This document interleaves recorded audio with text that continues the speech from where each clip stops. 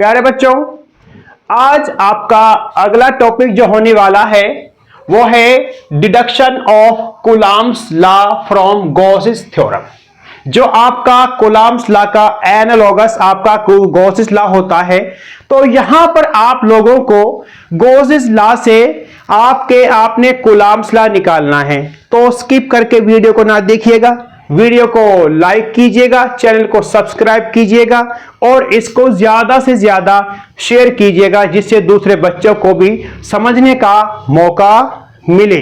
तो प्यारे बच्चों, स्किप करके ना देखिएगा, नहीं तो आपके समझ नहीं आएगा, और वीडियो पूरी देखिएगा। तो हमारा होता क्या है, अब हम यहां पर कूलम्ब्स लॉ निकालना चाहते हैं गॉसिस लॉ या गॉसिस थ्योरम का यूज करते हुए।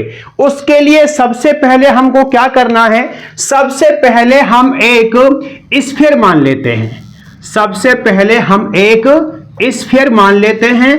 उस स्फीयर का हम सेंटर O मान लेते हैं और उसकी रेडियस हम R मान लेते हैं, और हम एक isolated point charge positive Q हम सेंटर पर मान लेते हैं। यह हमने मान लिया।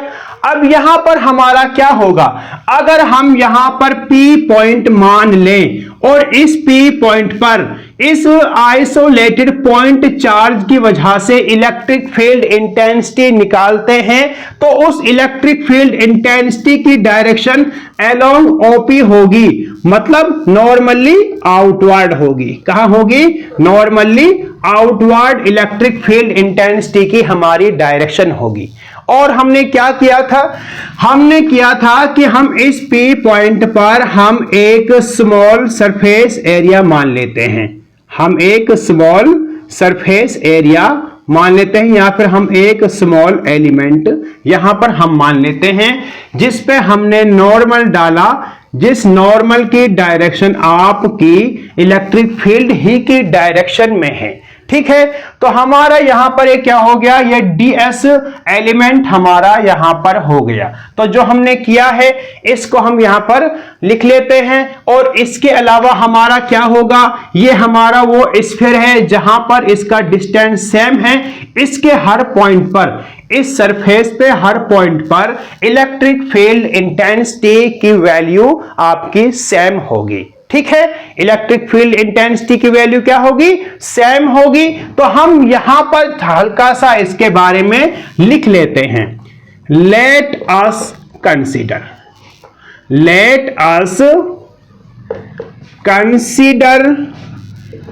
ए sphere of centre O and radius R। और क्या माना हमने, an isolated point charge positive Q at O। ठीक है, अब इसके अलावा क्या है, इलेक्ट्रिक फील्ड इंटेंसिटी इस सरफेस के ऊपर सब जगह सेम है। तो हम क्या लिख सकते हैं इसके बारे में, और हम लिख लेते हैं electric field intensity at every point on the surface will be same. और हमने क्या माना, यहां पर स्मॉल सरफेस एरिया ds हमने मान लिया है। तो हमारा क्या हो जाएगा, हम यहां पर ds vector is equal to n ds आपका होता है। इसको हम यहां पर लिख लेते हैं। ठीक है, अब यहां पर हमारा क्या है, ये आप लोगों का जो ds वेक्टर है और इलेक्ट्रिक फील्ड इंटेंसिटी है, ये दोनों हमारे एक ही डायरेक्शन में है। ds वेक्टर जो आप लोगों का रहेगा उसकी डायरेक्शन नॉर्मल के अलोंग ही आपकी होगी, जो नॉर्मल ड्रॉन किया गया है इसके बारे में पीछे हम पढ़ चुके हैं। अब इसके अलावा डीएस वेक्टर और इलेक्ट्रिक फील्ड इंटेंसिटी दोनों ही एक ही डायरेक्शन में हैं, तो इनके बीच में एंगल थीटा बनेगा। क्या बनेगा? एंगल थीटा बनेगा, और एंगल जो थीटा बनेगा उसकी वैल्यू रहेगी 0। क्या रहेगी उसकी वैल्यू?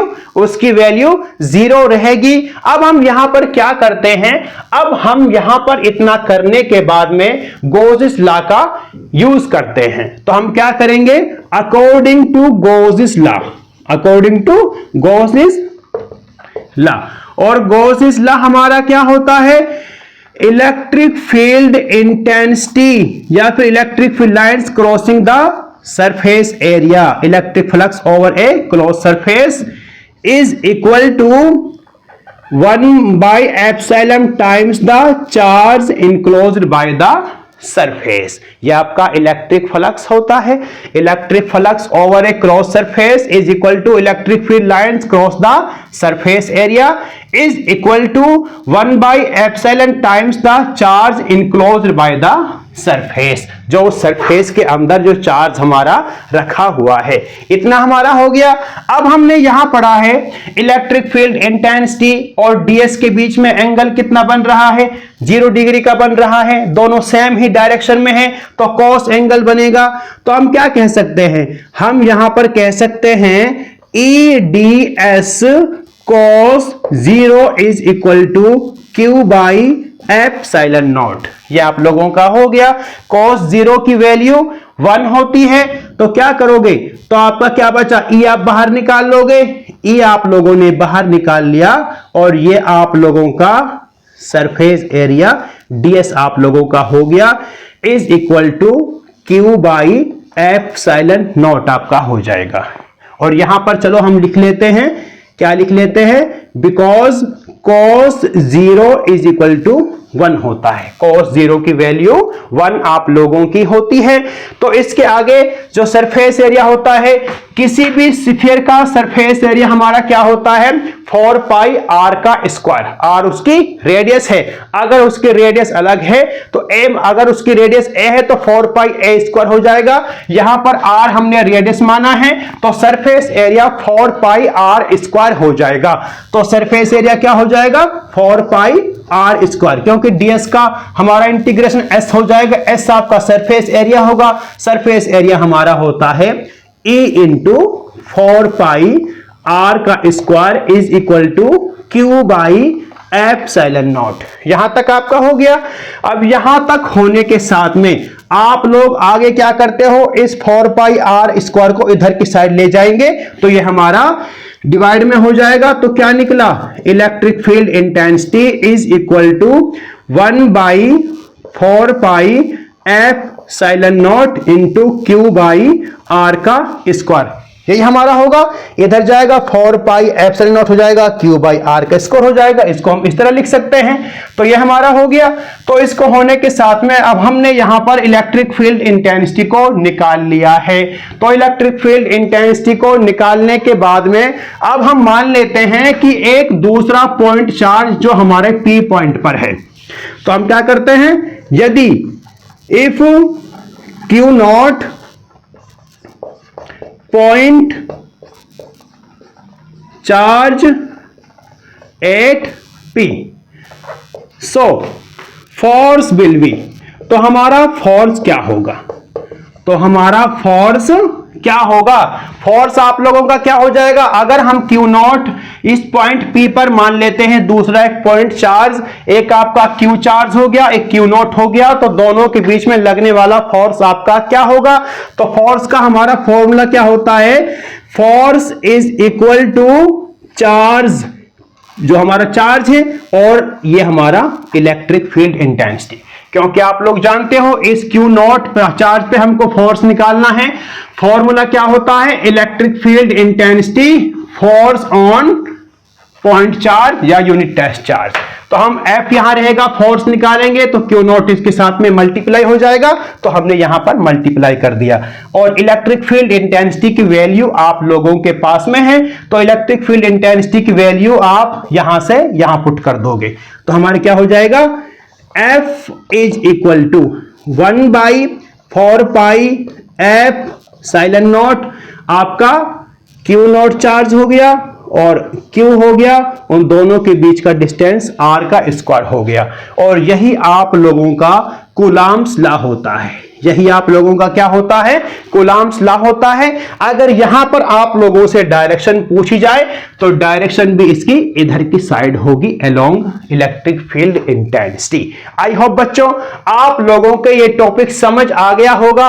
अब इसको आप लोग पूरा नोट कर लीजिए, और इसको अगर इसके अंदर कोई बात आपके समझ ना आई हो तो आप कमेंट करके मुझे बता सकते हो। तो वीडियो को आप लोगों ने लाइक करना है, बहुत ज्यादा शेयर करना है, चैनल को सब्सक्राइब करना है। तो बच्चों थैंक्स फॉर वॉचिंग।